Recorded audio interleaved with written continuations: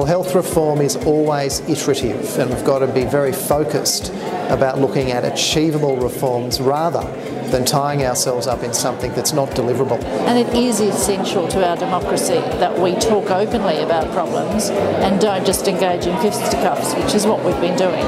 It should bring all governments to the table when they openly recognise that they have a shared responsibility. The responsibility for stakeholders, for academics, concerned members of the community is to try to draw links between these technical discussions about who pays for what over the longer term and draw a link to how that's going to affect the quality of services that are available on the ground in the future. I just don't think people think about the Federation that much. They think about health, they think about education, they think about their roads.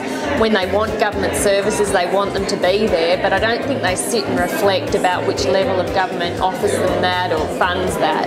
And that's really up to governments to sort out. And we need to make sure that all of the various health players, the health actors, all the stakeholders are actively involved in advocating for a more efficient primary healthcare system and hospital system that work together. I think we really need a national conversation around this.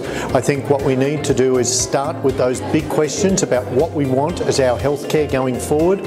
We have some critical questions around chronic care, care coordination, aged care. We need to look at what those mean for us over the next 10, 20 and 50 years. We need to engage people in a sensible discussion, then have real outcomes and a hard plan going forward that we review and amend as necessary.